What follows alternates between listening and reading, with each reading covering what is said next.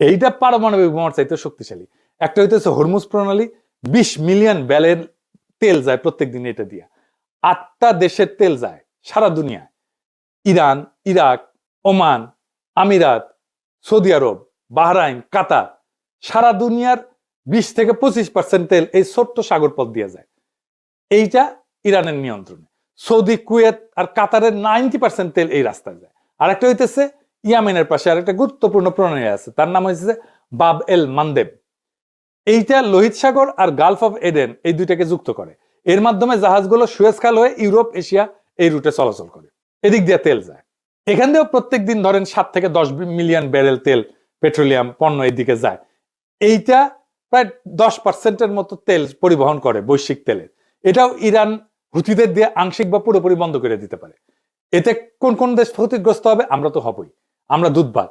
India হবে, Europe হবে, China হবে, ব্যাপকভাবে ক্ষতিগ্রস্ত হবে। সেটা বড় ব্যাপার না, কিন্তু এই কারণেই বলা যায় ইরানকে আঘাত করা সম্ভব, কিন্তু সেটা ইতিহাস, ভূগোল এবং রাষ্ট্র কাঠামো বিচারে তাই অসম্ভব। এখন প্রশ্ন হইতেছে ট্রাম্পের কি লাভ ইরানকে আক্রমণ করিয়া?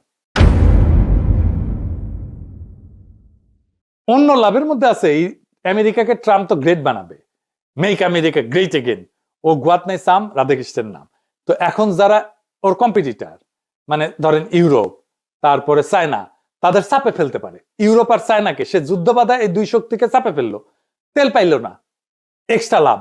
তাদের ইকোনমি চাপে পড়বে, ইউরোপ এবং চায়নার ইকোনমি চাপে পড়বে এই যুদ্ধের কারণে, কারণ তাদের জ্বালানি আসবে না।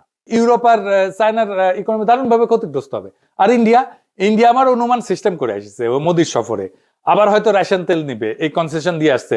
ট্রাম্প তো কিছু না পাইলে কিছু দেয় না। একবার তো নেতা নেওয়ার মনোরঞ্জনের জন্য নাচছিল মোদি, এপস্টেন ফাইলে আসিছে।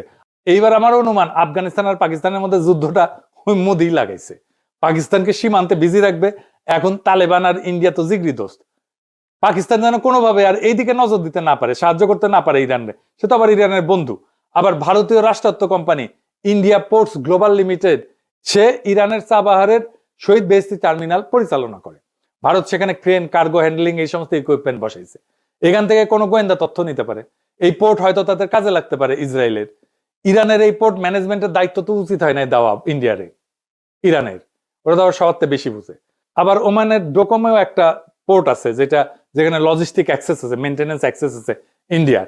এটা আবার হরমুজ প্রণালীর জাস্ট বাইরে। ফলে পারস্য উপসাগরের উত্তেজনা হইলে বিকল্প অপারেশন পয়েন্ট হিসেবে এটা কাজ করতে পারে।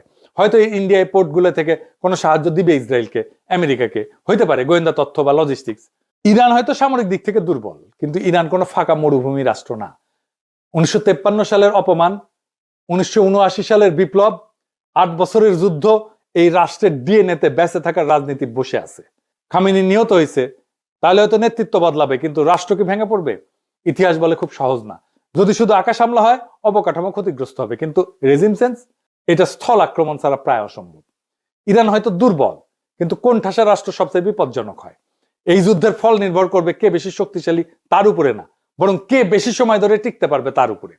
আর বিশ্ব রাজনীতি আজ আবার প্রমাণ করছে ভূ রাজনীতি মানে মানচিত্রের রেখা না।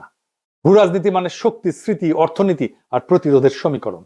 আসন্ন দিনগুলো নির্ধারণ করবে এটা কি একটা সীমিত সামরিক অভিযান নাকি নতুন এক বৈশ্বিক অস্থিরতার সূচনা। আল্লাহ